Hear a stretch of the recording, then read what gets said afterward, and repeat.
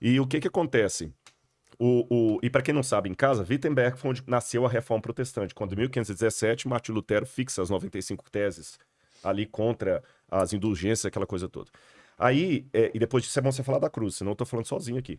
Aí o que Não, eu que tenho uma acontece? pergunta para você. Muitos judeus, para se refugiar, alguns se tornaram cristãos novos. Sim, na Inquisição. Na Inquisição. 1492. 1492, que foi a Inquisição começa na Espanha. Fernando de Aragão e Isabel. E muitos judeus, para se esconder, eles ocultavam o sobrenome de família. Então, vou dar um exemplo para você. Verdade. A última letra do alfabeto hebraico é Tav. E Ter é Aretz. É Aretz. Então, muitos, quando não queriam se identificar como judeus, falaram, eu sou da Tav Aretz, da terra distante. E Tav Aretz virou Tavares. Tavares. Tavares. Eles não podiam assumir. Em casa eles praticavam o judaísmo. Isso. Inclusive tem um documentário, não sei se você já assistiu, é A Estrela Oculta do Sertão, que fala exatamente sobre esses Eu judeus. vi, mas não assisti. Você tem que assistir. É. Você tem que assistir. Porque muitos desses judeus fugiram para o Brasil. Então, Ó, o Brasil é judaico. Quer ver Muitas um exemplo? poucas pessoas sabem disso. Eu guardo o sábado pelo pôr do sol de sexta-feira. No judaísmo, não é necessariamente o pôr do sol, é o aparecimento da estrela. Sim. Ah, sim. E o que acontece? Muitas famílias judaicas Da do Rio verruga. Grande do Sul, exatamente. As criança inocente, Shabat. Aí as mães, para segurar, falam, filho, não ponta para a estrela da verruga. Para ninguém descobrir. Para ninguém descobrir que você era judeu. Cara, não pode apontar pra estrela que dá verruga. Inclusive, olha só. Minha mãe fala. O ministro do rei Fernando, Dom Isaac Abravanel, o rei falou para ele, o povo judeu vai embora, mas você fica, porque você é meu ministro, você é sábio, eu quero você perto de mim. E ele era um homem assim, uma fortuna incalculável, até maior do que o do próprio rei. E ele falou, não, o povo judeu vai embora e eu vou junto. E ele foi com a roupa do corpo, ele fugiu para a Itália, depois a família foi para Salônica, para a Grécia, depois é o Silvio Santos de hoje, a Cenoura Abravanel, o trisavó dele é o Dom Isaac, que eu acabei de falar, que foi um grande líder, porque ele mostrou que o líder verdadeiro, ele tá do lado do povo nas horas boas e principalmente nas horas difíceis. Ele não abandonou o povo, mesmo que ele foi oferecido ficar com as regalias. E agora, ao mesmo tempo que tem essas coisas, eu quero que o Joãozinho faça a pergunta dele. Você tem, na época da guerra, muitos padres que são considerados heróis e que estão lá na Yad Vashem, que ajudaram a salvar judeus e pastores também. Então teve de tudo. Sim. Você teve até judeu que entregou judeu. Você teve judeu que entregou judeu. E teve judeu que se tornou herói. Você teve padre que se tornaram heróis. Você teve pastor. O Colégio Adventista do Salève, que fica lá na França, ele tem um subterrâneo lá, onde o pessoal escondia judeu para de madrugada passar para a Suíça. O meu avô foi escondido por uma família de não-judeus, esconderam ele no estábulo. E essa família estava arriscando a própria vida. Claro, porque se fossem pegos, iam ser mortos. Então, meu avô materno, na Romênia, ele foi fugindo de um lugar para uma família, escondeu ele no estábulo. Caramba.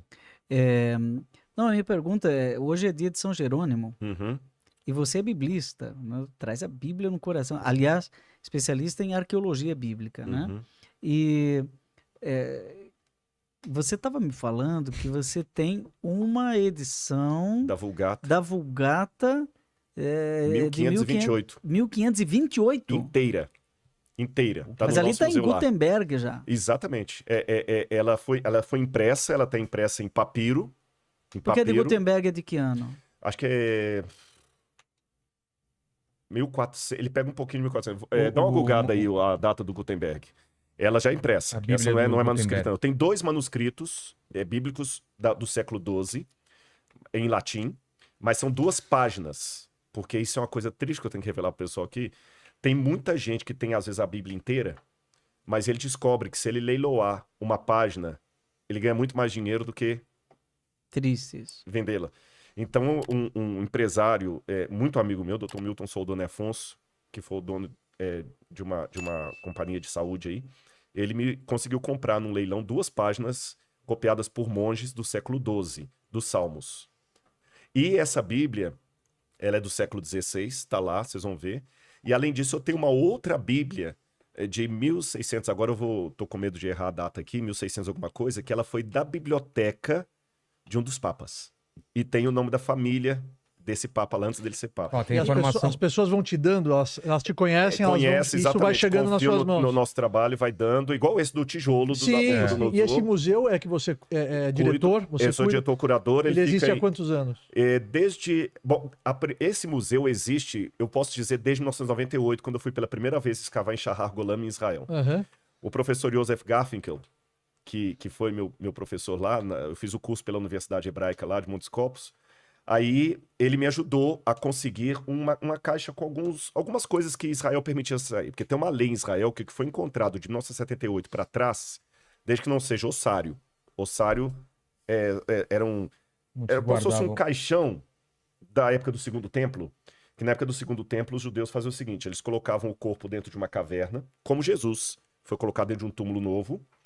E depois de um ano que o corpo estava ali dentro, eles abriam aquela caverna, tiravam os ossos e colocavam em caixas de pedra, de calcário, chamadas ossários ou ossuários. Tá certo? A rigor, no judaísmo do Segundo Templo, a pessoa só era sepultada um ano depois da morte dela.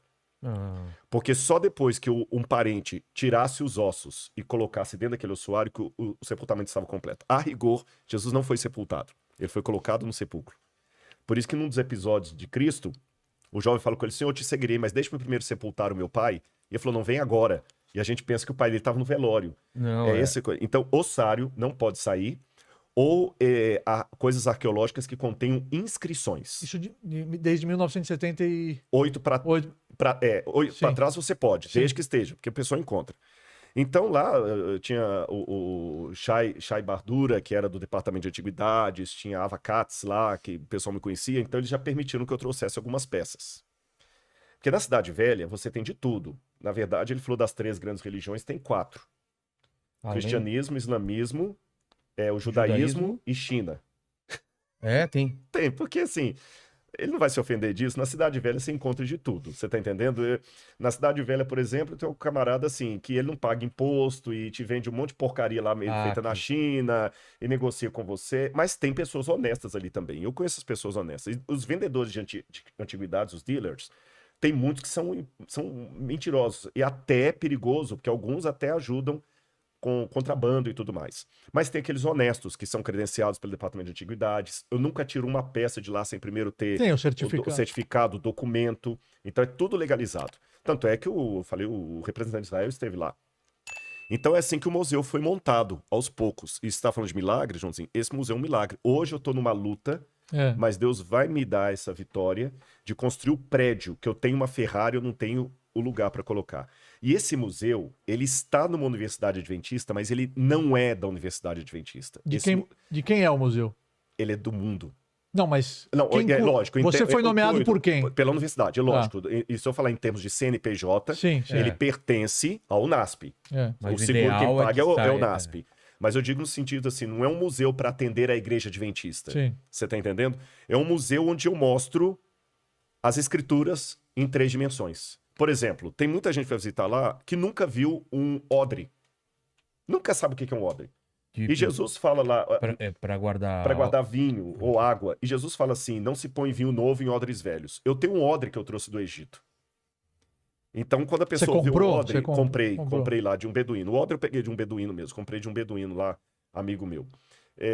Então, assim, as pessoas vão tendo uma dimensão. Eu tenho lá... Beduíno? Beduíno. Amigo seu. Eu vou te contar uma coisa que você não vai acreditar.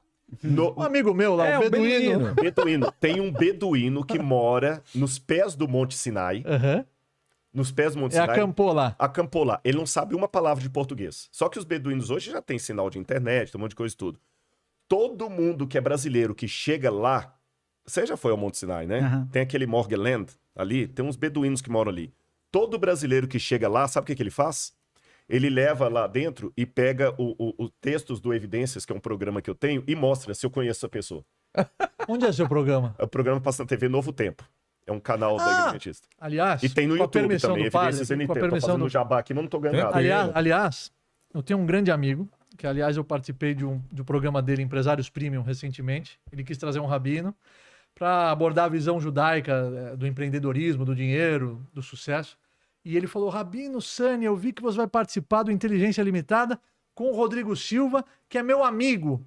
O Itamar Oliveira Sim. te mandou um abraço. Muito querido. Ele hoje ele tem a emissora dele, a Rede Nova TV, que inclusive acho que ele transmite o meu programa nas emissoras dele também.